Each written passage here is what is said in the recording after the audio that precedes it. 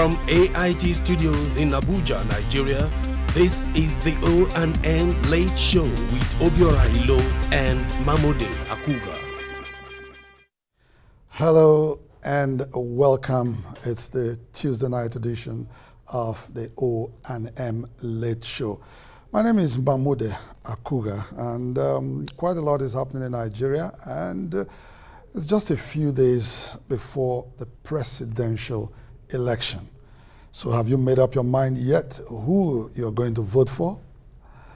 And I hope really you're not taking those polls from those newspapers very seriously, because the polls are all predicting different winners, really. Some are predicting victory for President Jonathan, while others are predicting victory for Muhammadu Buhari. Well, we're going to talk a little bit about that later. Of course, my co-anchor and tag team partner, Obiora Ilo, is here. Obiora. Thank you, Mamode. Welcome. Have you made a decision yet? I'm not going to ask you who, but have you made a decision on who you are voting? Even if you asked, I wasn't going to tell you. So don't even go there. Is your mind made up? Well, I'm undecided. You're still undecided? I'm undecided. With a few days to the election. I'm undecided because I think this year's election is something else. This is the first time in Nigeria that I'm talking about myself, 4 days, 5 days, 3 days, a few days to the election. You're not sure yet. I don't know if I'm going left. I don't know if I'm going right. But it's good for us. Well, it's good for us. So the election fever is here. A lot of people are leaving their stations and going back home because they don't want to take chances about, oh, did the card reader tell you that you registered in Kaduna, you can vote in wherever. So they're going to where they registered. But sadly, too, that's not the only reason why people are moving cross-country. I think it's security. There's apprehension over security, over post-election violence, and But I'm really sure we wouldn't go back to those dark days. So far, so good. So far, so good. So I'm sure it's going to be peaceful. It's going to be quiet. After victory is won by somebody and results are announced, I think that everything is just going to go peacefully. Yeah, Mamode, let's even ask, have you got your PVC? Because it's over. Yeah, well, it ended Sunday. And if you don't have your PVC, then you're not part of the election. Exactly. For those who didn't get, well, too bad. You're just going to probably watch the proceedings as the elections are going on, and you won't be part of electing a new president for the Federal Republic of Nigeria. Well, I think we made a lot of progress from when the election was to have been when the election was to have taken place, yes, and to this new date. I think we've moved. I mean, in millions. Yes, and more people getting the PVCs.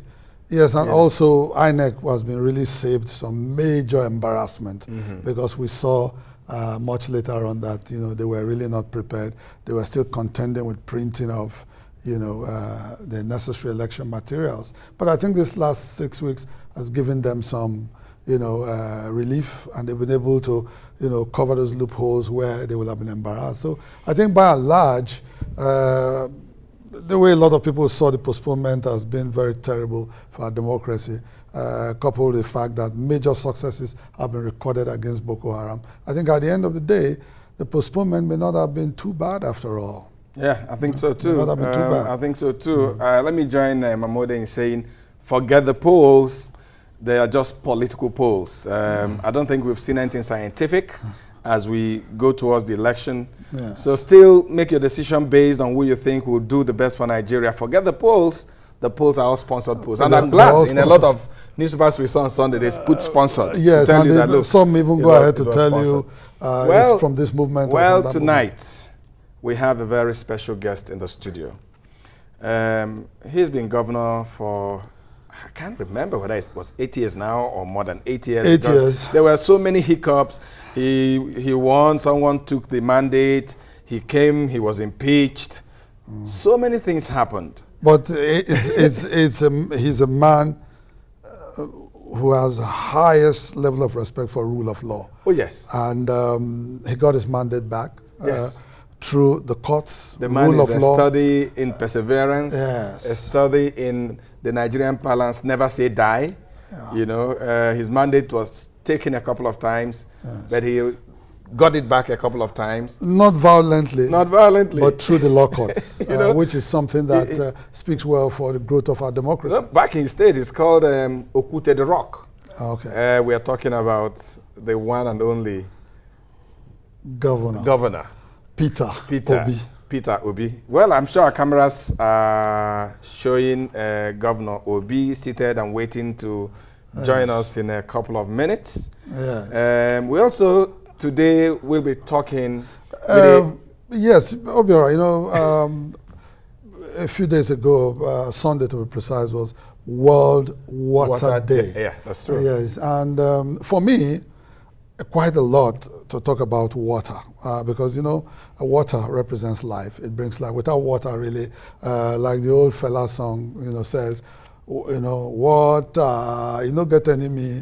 You know, you can't, you don't get. So you, no matter what you are doing, you know, you still definitely need water. And surprising enough, it has not been a major campaign issue in the entire political space. But you know that unfortunately, most of the things that touch our lives, we are not, and still are not campaign issues. Part of the campaign issues. Yes. What we hear is that he had a certificate, oh, he didn't graduate, oh, the wife did this one, or the, you know, not the issues, not water, not electricity. Yes, how do you the other night, we were things? talking about Down syndrome, and you remember we were talking about nobody's talking about these issues that touch our lives. Health issues for the elections is just by the corner. So today we are talking water. Yeah. We have a team from WaterAid. The country director is here. We also have another official of WaterAid joining us. But all that will be in a moment. Don't go away. It's your late night show, the O&M with Obiora and Mamode. Don't go away. Mamode Akuga, for almost 3 decades, have been involved in broadcast journalism, with the better part of that time in the gathering and production of news and news programs. I'm proud to have pioneered weekday morning news talk show on Nigerian television, first with AM TV Live on DBN television, and later with Kakaki on AIT. I am Obiora Ilo. Over 30 years ago, I started my career at Radio Nigeria. Over these long years, I've presented several programs and interviewed hundreds of guests, men and women, the big stars and the not well known, the rich and the poor, politicians, movie stars, journalists, the good, the bad, and the ugly, as they say. You just name them. I've also covered events across the world, from Europe to America, from Asia and back to Africa, bringing first-class reports. Now, together with Obiora, I will be coming to your screens 2 nights a week, Tuesdays and Fridays, with the O&M Late Show. Mamode and I will be bringing our decades of experience to bear on our new talk show, the O&M Late Show. In our careers, we have blazed many trails, and we are thrilled and ready to set new records with nighttime television. The O&M Late Show, your late night catch-up.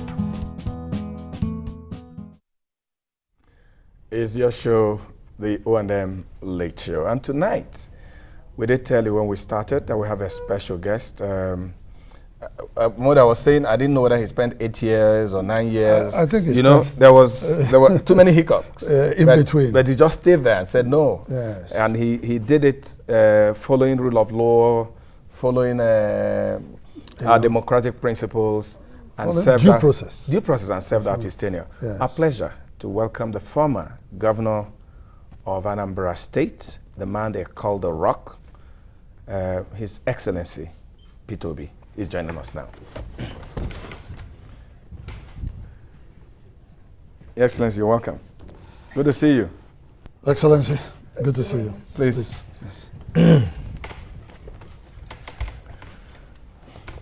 So let me start by asking, how does it feel to be a former governor? I've never been one, so I don't know. I don't know. How does it feel? I'm sure you've met a lot of them.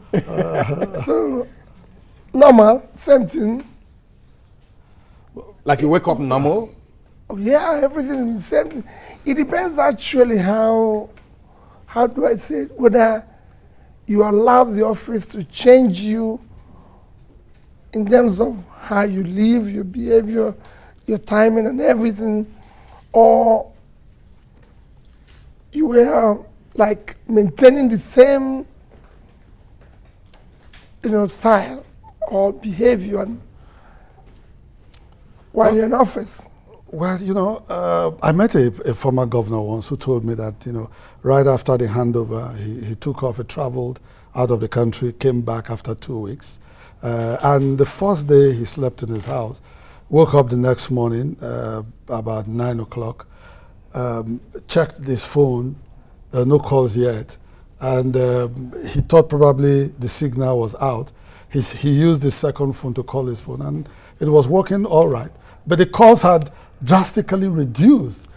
Too many people who were getting in touch were no longer getting in touch. Is it the same thing for you? No. For me, I would say it's the same thing. There was nothing. In terms of my routine, it's the same thing. In terms of my moving around and everything, it's the same thing. Because when I was in office, there was no difference. Of course, those of you who have traveled with me, I travel on my own. I carry my bag. So for me, there's nothing. The vehicles that I use, the same vehicles that I use.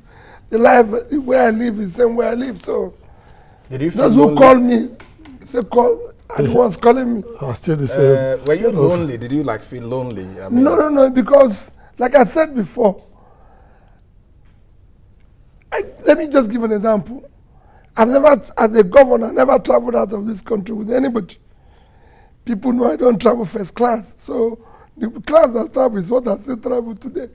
If it's local flights, everybody knows I travel on my own. I travel economy, and that's what I still travel today. So I don't miss anything. And when I'm in Abuja, you travel economy on local flights? Every now, that's what I fly. As a governor, that's what I fly today. So I don't miss anything. I'm not used to good lunches and everything. I say, me and Obi other seats where we keep up and everything. So I'm not missing anything. Okay. It becomes a problem when you start missing something. Yeah. I stay in the same hotel I stay when I come to Abuja for meeting for 8 years. I never had opportunity of staying in a governor's lodge. So I'm not missing any lodge or missing any house in Abuja. Okay. Mr. Obi, your experience in government house was how do they say it? It was rocky, it was smooth, it was everything. You won an election, and it took you so many years to get your mandate. What drove you? A lot of people that faced all the battles you faced would have just said, okay, you can go with it. Let me just move on with my life. Well, personally, I feel that yes, that's what it should have been, and say, let me get on with my life. But we cannot change a system if we just give up like that. For me, whatever rascality that existed then must be stopped by somebody. And I was determined. Even when everybody says to me, never in Nigeria had anybody been able to rescue his mandate through the courts. Somebody had been sworn in, there's no way. I was 1 year, 2 years, the third year in court, people were like, you're mad. But you can see today, if I didn't do that, we won't have Governor Mimiko, Shomole, all these people today. But because I stayed on and said, no, somebody must stop this. You broke the wall. Yes. You changed the game, as it were. You should be the real game changer, And the same thing happened with impeachment. Yes. We were about 3 or 4 of us impeached at the same time. Everybody refused to. I said, no, I'm not going to go away. We can't allow this rascality to continue. And I stayed on, went to court, and came back. And when I came back, a lot of people tried and said, oh, it's possible. Let's go. We'll try and come back through the courts. Same thing will happen with interpretation. Of tenure. Of tenure. Said, oh, it's over. I said, no. Constitution says 4 years from date of Swearing in. Swearing. And I stayed on the court until the Supreme Court said I'm right. So if you don't do this, just like I always tell people, when they ask, I said, go and look at the reason why I was impeached in the first place. You cannot find anywhere in Anambra State, in the House of Assembly, anywhere, any document related to my impeachment. It's not Nothing. Nothing, absolutely No nothing. gazetted, nothing. Nothing. It's not there. It never existed. It never existed.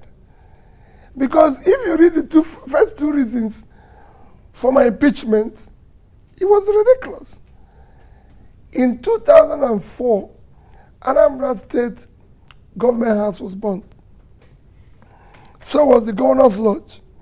In 2006, when I became governor, an approved budget of about 300 million naira was provided for renovation of the governor's office. And about 500 million was approved budget for renovation of the governor's lodge. I repaired everything in the governor's office, which had an approved about 300 million budget. I did everything with 43.2 million naira. Renovation. I did everything this is the approved budget, about 300 million.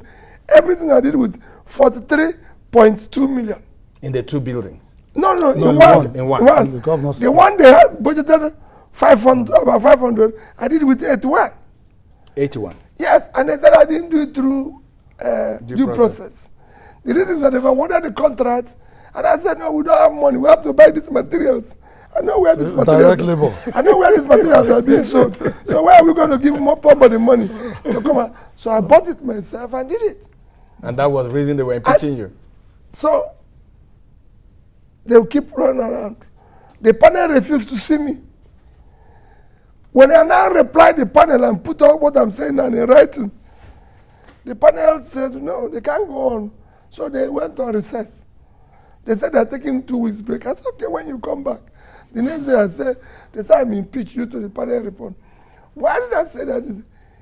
There must be a time for a change. What is the cause of impeachment? The cause of impeachment is that I was bringing about a change. So I had for enemies all those who live off the old order. And those who are not sure whether I'll succeed, everybody became my enemy. All right. Well, we're still watching the O&M Late Show. Just take a message and we'll continue with the interview with Dr. Peter Obi. Don't go away. Yes, late night show. I think the government is doing its best. Buhari himself is an issue. Just as the Buhari organization has made Goodluck Jonathan an issue. We have laws, we have institutions set up to fight corruption. Advocacy for the chief of health is born out of what they symbolize. The average Nigerian wants to know, what do you have for him? Panika was with us for a while.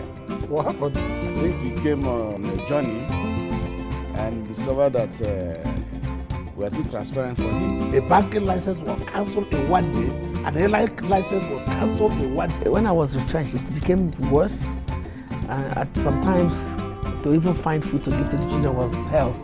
Don't tell us you want a nation that will be the most powerful black nation on the earth. We all want it. How are we going to get it? O&M Late Show and O&M Sunday Show with Obiora Ilo and Mamudia Kuga. Tuesdays, Fridays, 11 p.m. and on Sunday, 2 p.m. Yes, you're still on the O&M Late Show, and we're still with Dr. Peter Obi, former governor of Anambra State. Your Excellency, today you are a card-carrying member of the PDP. Before now, as governor of Anambra State, two-term governor, you were a member of the All Progressive Grand Alliance, APGA. We will come to what a lot of people think about your movement. But for you as a person, how difficult was it, the transition? And why did you have to transit? Why did you have to transit? Well, it wasn't a difficult transition. Let me just put it that way. It wasn't a difficult transition. For me, these are steps you take as you progress in politics. Yes, I was a foundation member of AMGA. I was part of that setup.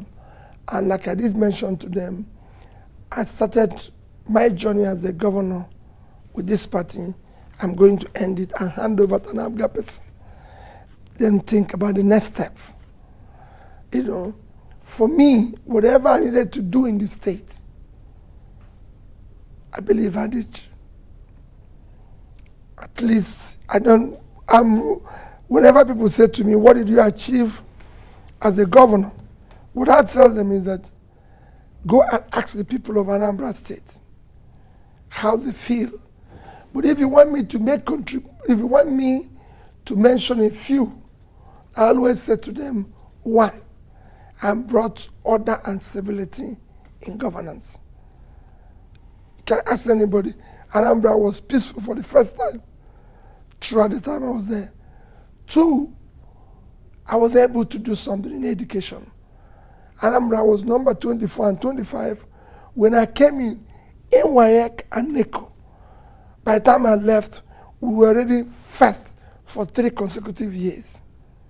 4, I was able, apart from every other thing we did, roads and everything, we started a savings culture. And the day I handed over, I did what they call end of year tenure and said, this government was able to invest. In investment, we had about 25 billion naira. In naira savings, we had about 25 billion naira. In foreign currency, which no other state can boast of today, when I left the day I handed over, I had $56 million in Fidelity Bank, $50 million in Diamond Bank, $50 million in Access Bank. As of last week, it's about $171 million, about $40 billion. No other state in this country can say that. We never borrowed 1 kobo from anybody. What we did is I shut down the cost of governance everywhere and make sure whatever was essential was what we used public money for. Did that include not conducting local government elections and putting local government chairmen? Was that why, so you could save that kind of money? No. It wasn't part of it. What happened is that those who wanted me, those who are against me, didn't want me to conduct the election because they think I win everything. I can tell you. You didn't want to cost. You didn't want to. You thought you were going to lose everything. No, I can't. Not me. Let me tell you, in the old and new Anambra State, I was the only person who have served 2 tenures for over 40 years. And it was a seamless election. I was the only election, my second tenure election was the only election that neither the president, vice president, or any PDP governor came. And one day I'll tell you why that happened. Why don't you tell us now? So all the governors of the South, he said they won't come to campaign against me. Why was that? Well, go and ask them, because you can ask why would an AMGA governor be chairman of the zone for 8 years when he's supposed to be 1 year? Because I was close to them. We built brothership. Were you, all the other governors were PDP, so were you actually PDP in disguise? No, for me, governance is about benefit to your people. What you've provided to the people. True.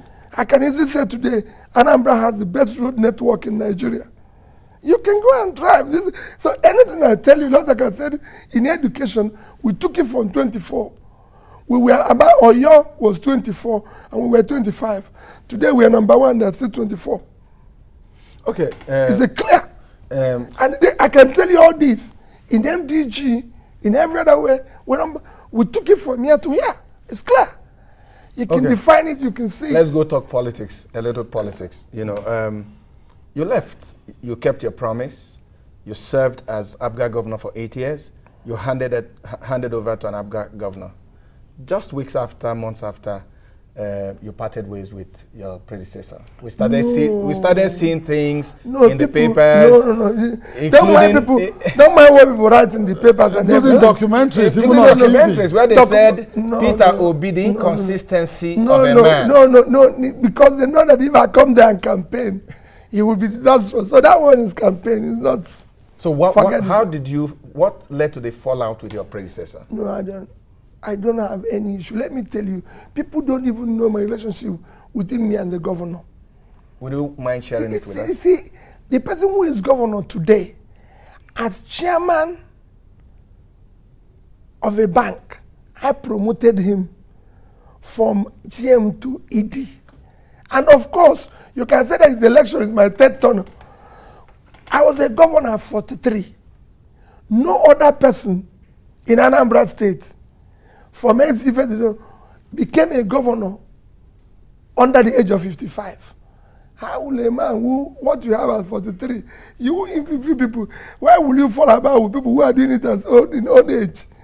This is something I've done and finished with. I've done, there's no anybody, you see, what happens in politics is that in two camps, you always have beneficiaries who try to drag you into it. For me, I finished with Anambra State.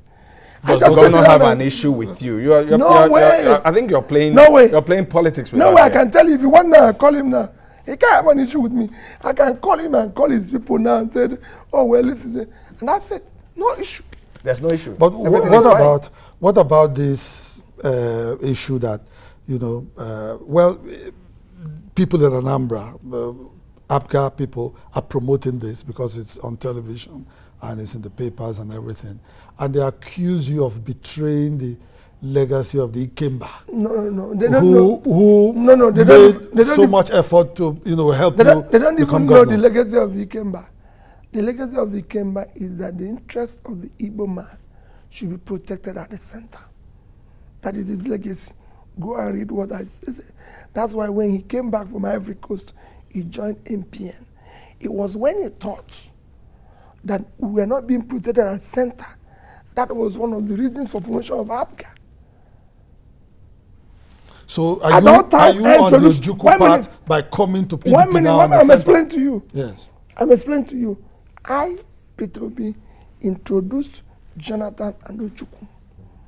And for the first time, a president of the country treated him so fairly. And his wife and everybody is alive today will tell you, as long as Jonathan is in politics, Peter support him. My position today is that I have to be part of building a better Nigeria for the future of our children.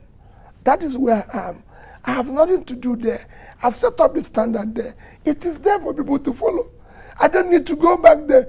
Whenever you say back, goodbye, and listen, in this country, when I was in the bank, I told Obasanjo, then president, in one of the meetings with bank chairman, if you don't want banks to collapse, make sure you jail the MD and the chairman of the bank 25 years without option of fine. No banks will collapse. Because I saw people, we are going to buy all sorts of vehicles with people's money, holding meetings in Dubai and China and everything. But you can't do it with me, because I said, no, the bank is in Nigeria. If you want board meeting, let's have it in Nigeria. Anything we cannot decide here, that's it. When I became governor, it was the same thing. People wanted me to come to Abuja with 30 people who nobody invited for meeting. When the meeting says only me. And then I will use public money to bring them here, constitute a nuisance, and because they're idle, they're in hotel eating, and I will pay. No. I said, no. Everything must be chopped off. So I am at the center, trying to help to build a better Nigeria. I want to see just like I said to people today, that why people will say, why support Jonathan? And I say it's very simple. Look at the education. Before I became president, our pass mark for WAEC and NECO was under 20%. Today it's 52. I wanted to get to 8.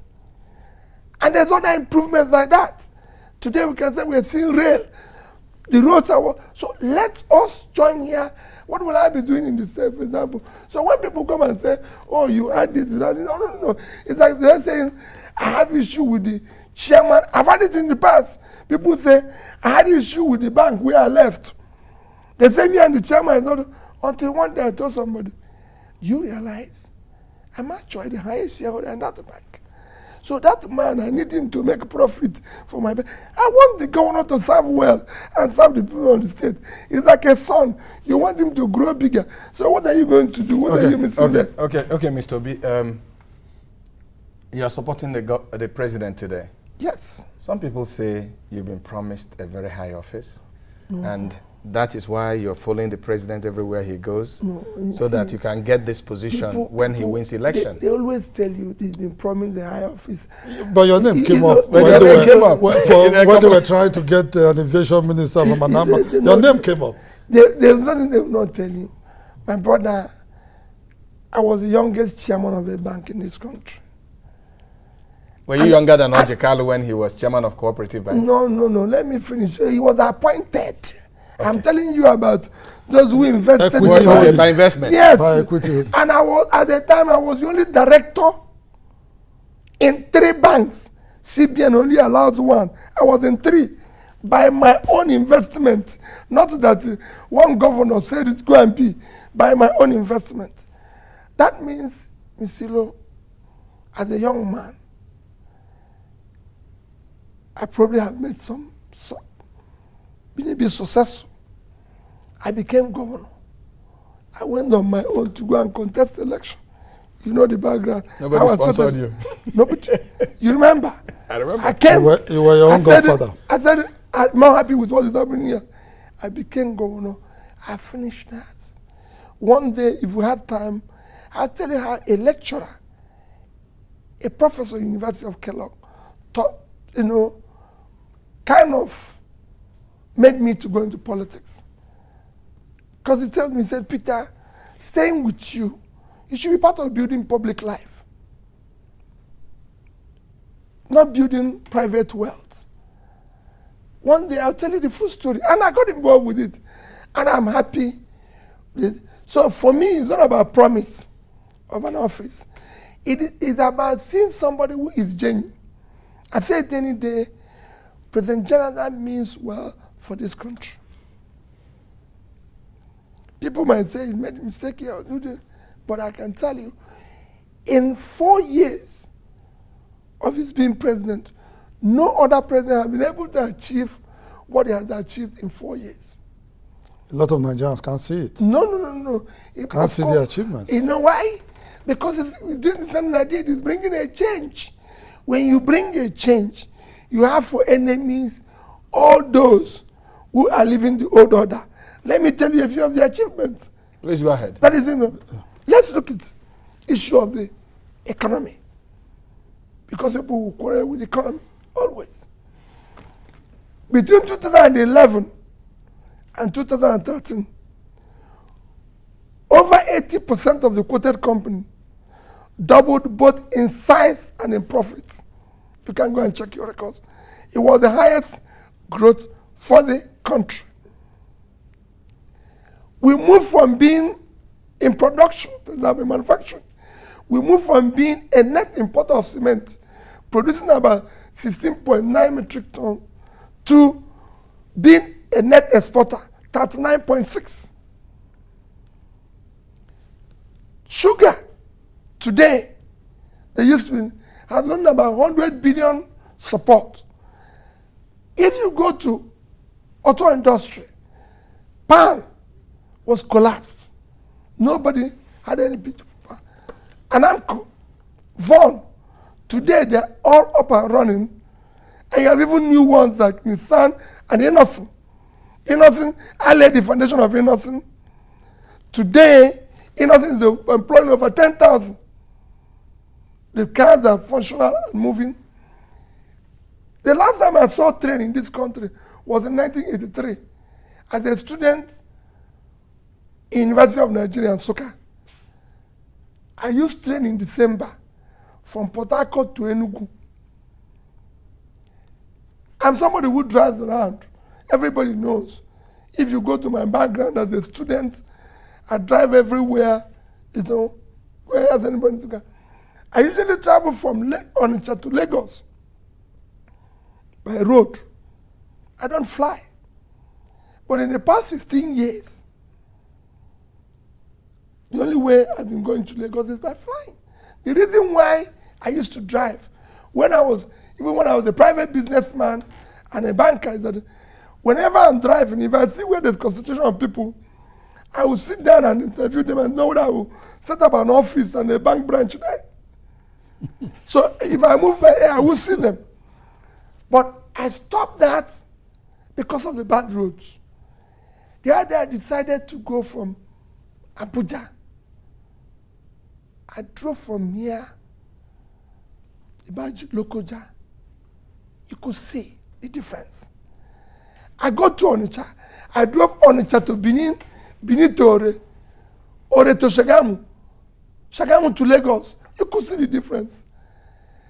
So it's only somebody who is blind who say, I'm not seeing it.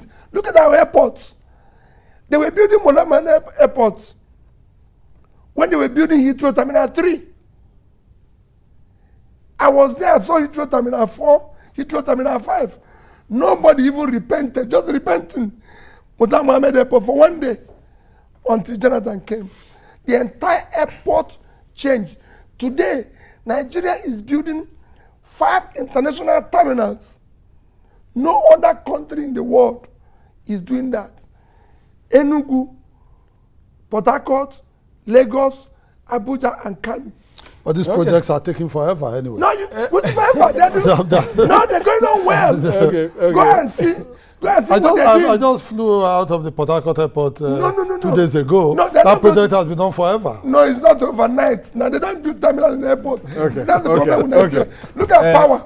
It's even the most difficult. Mr. Obi, well, I think you have to come back because there's so much to talk about. Yes. There's so much to talk about. We must. I would love to hear that story of, moving from developing private wealth to public. Yes. I would love to hear come that back. story. Thank you so much for coming on our program. It's been quite a pleasure. Well, I know that from history, talking with you is always a pleasure. Yes. Thanks for coming. But as you leave, we have a small gift for you. Yes, it's a mug of the O&M show. Mm-hmm. You know, being a banker, I'm sure you thought we were going to give some money. It's just a mug. Thank you. Thank you so much. Thank you for coming on the show. Thank you so much. So we take a break. When we return, we'll be talking water. Don't go away. Thank you.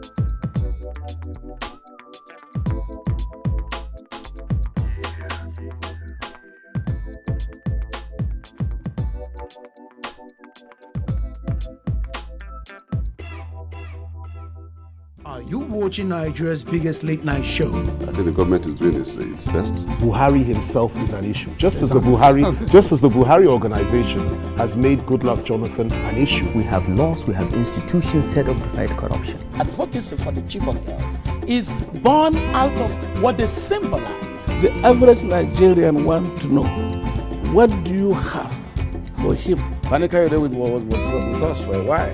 What happened? I think he came on a journey and discovered that we were too transparent for him. A banking license was cancelled in one day, and an airline license was cancelled in one day. When I was retrenched, it became worse. Sometimes to even find food to give to the children was hell.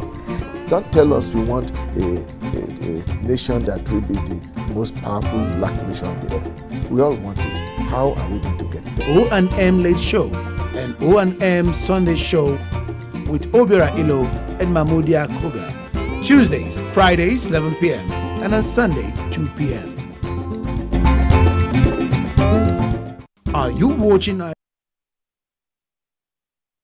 It's still the O&M Late Show, and we're being joined by Dr. Michael Ojo, Country Rep, WaterAid, and Tolani Busari, Head of Governance, WaterAid, as we remember that just at the beginning of the week, the United Nations was celebrating World Water Day. Please join us as we talk about water. You're welcome. Thank you. Glad to see you. Hello. Welcome. You're welcome. Thank you. Hello. Welcome. Please. So, Dr. Ojo, why would anyone set a day apart for us to talk about water? Thank you very much, and thank you for inviting us on the program tonight. Like you rightly said at the beginning, in about 22 years ago, in 1993, the United Nations General Assembly decided to create this opportunity for us globally to have a focus on water. And that began the World Water Day commemoration that we are talking about today. And I also listened to the introduction to your program earlier, talking about the political situation that we're in, elections coming up, and the issues that have come to the fore. With World Water Day, we now have an opportunity to raise the issue of water in the midst of the what people might think are bigger issues facing our security, economy, corruption, and so on. But what I can say is one of the things, without denigrating what's going on in the Northeast, one of the things that has killed more Nigerians this year, well, in over the past year, is lack of access to water and sanitation.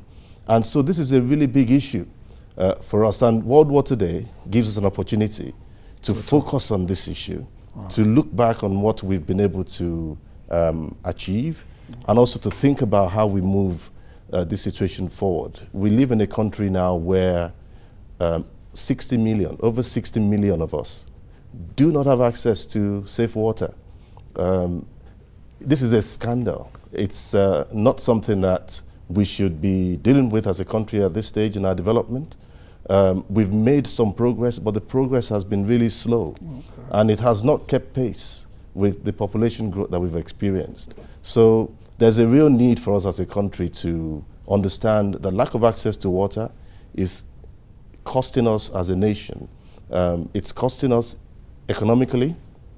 There was a report a couple of years ago by the World Bank and the WHO, which showed that for every year, Nigeria is losing about 455 billion naira. That's about $3 billion every year because of the cost of dealing with lack of access to sanitation. Wow. That's about $20 per person.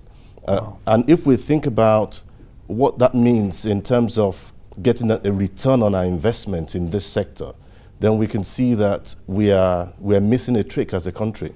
Oh. Every year, thousands of our children are dying because they lack access to water and sanitation.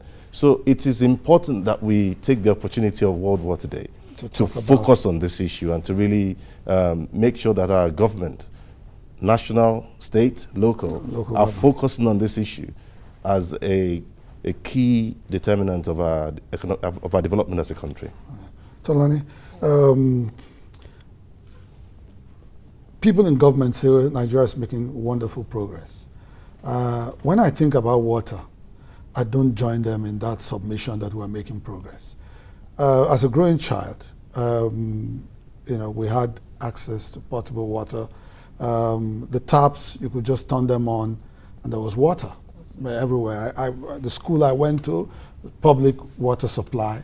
At home, it was the same thing. But as I grew older, the taps disappeared. The public water works just, I don't know what's happening to them. They've gone dry and all that. And at the end of the day, if you are building a house for yourself, you have to provide yourself some water. In other words, people involved in the business of borehole drilling have become, very successful.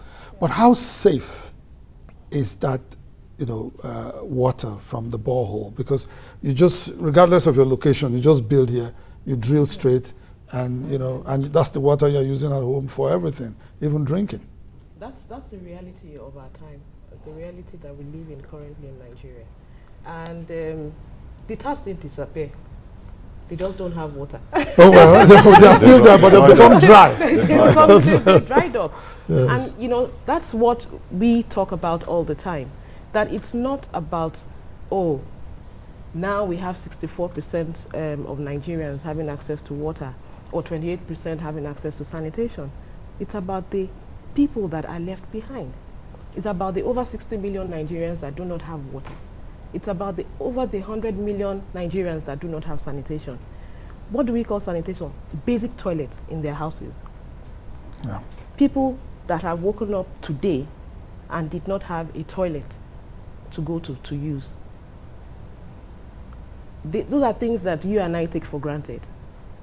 But there are people, over 100 million in Nigeria, that do not have that access to sanitation. So what we're saying is, and that's why it's important that those years that you're talking about are the years that we had the public water utilities working. Yeah.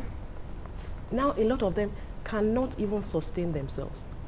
They have to rely on government subventions to pay salaries. And then you have everybody drilling boreholes in different places, and the water quality is bad. And there's one thing we have to realize. Having access to water and sanitation is a human right, a fundamental human right. It's not in any of the legal frameworks for Nigeria currently, but it's something that Nigeria subscribes to as a nation. Yeah. So why don't we have it? So, you know, when we now talk about, and what the question is, it's not about people, you know, putting boreholes or because we can afford it. For us to actually have the human rights that we're talking about, the fundamental human rights, access to water and sanitation, that water must be available. Okay. It must be available, it must be acceptable, it must be affordable, it must be accessible, and it must be at the right quality. In other words, it must be safe. Yes, be safe. Okay, Dr. Joe, the elections are here. In a few days' time, we'll be electing a new president. How do we get people in power, people in positions of leadership, to take provision of potable water seriously? How do we engage them? Yeah, thank you. There's a number of things that I would want to talk about very briefly on this. Last year, about 6 months ago, we started to think, how can we actually contribute to raising awareness about this lack of access to water, particularly that we're talking about World Water Day, and sanitation, and empower citizens in local communities to actually demand their right to water and sanitation, and to hold the elected officials accountable. So we started this program that we called Vote for Wash.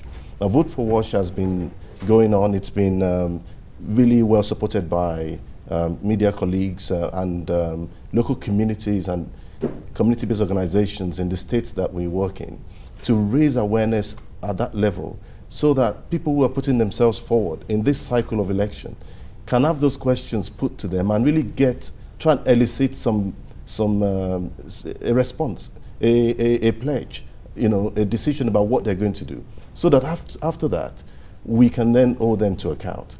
On the national scale, we've been working in Nigeria for about 20 years now, and a lot of that work has been working with the Federal Ministry of Water Resources and with others who have a stake in how we make sure that people get access to water. Really working with them to progress the legislative and the policy framework that would help us as a country to actually begin to focus on these things. But as we speak, we have a water law, a water bill that has not yet been passed into law, which was last looked at in detail in 2008.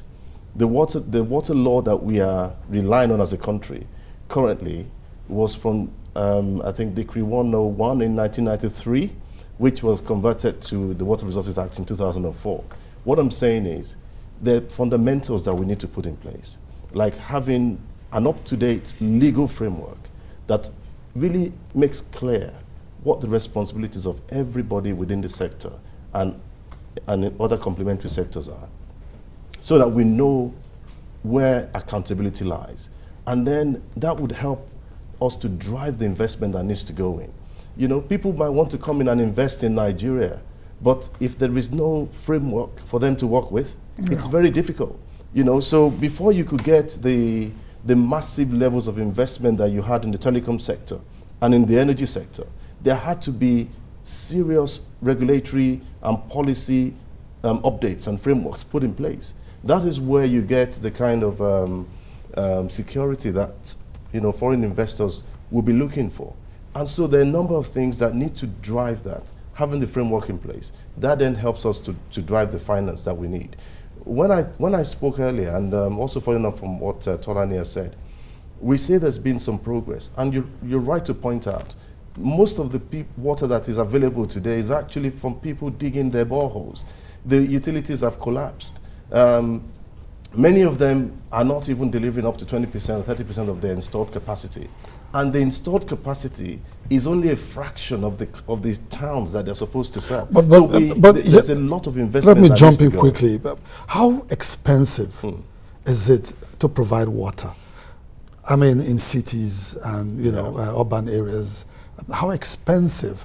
Because when you talk to people in government, they talk about road construction, building of airports, and you hear the numbers in billions, at times 3 digits, and But water, I mean, how expensive can it Tolani, be? It's also about planning, because the same people that talk about, oh, we have the roads. When you construct the roads, why don't you put the pipes in? As part of the construction. As part of the construction. At the same time. It's about planning, particularly in our urban centers. And when the pipes go in, and you see, we also have to get our heads out of using, oh, I'll give you water as a campaign issue. It's a right. I'll just give you. Because where are the policies that we have put into place to do that? Where are the structures? Where are the facilities themselves? All those things are not available. And then we say, oh, I'm going to give you water. On what basis? And like you said, providing water should not be free. What we say is it must be affordable to anybody, irrespective of their social status. And that is the important thing. It must be affordable. Yeah. Because the pipes that we're talking about and the taps are not free. The government themselves are going to buy them from somewhere. Invest in them. Invest in them. So we have to also play our own part as citizens. Look, I don't think Nigerians, their problem is how to pay, having access to it. Well, gentlemen, we'd like to. And that's really true, because many of our poor people are actually paying more than those of us who can afford it because of the way that they have to get their water. We'd like to thank you for coming, Dr. Joe, and then Tolani Buseri. Thank you. Well, it's an annual event, but we don't have to wait for another 1 year for you to tell us talk more about water. And we're glad to come here. So please. All right. Thank you. Just for you. Dr. Joe, thank you very much. Yes. For coming on the show. Remember that you were here with us. Yes. Tolani, thank you so much for coming. Thank you. Thank you. All right. And that's our package for today. Mamode. Well, of course, Friday night, 11 p.m. we'll be back here with another package on the O&M Late Show. My name is Mahmoud Akuga. I'm Obiora. Just remember that next Friday is just a day to the elections. Let's get ready so we can choose who becomes our leader in a matter of days.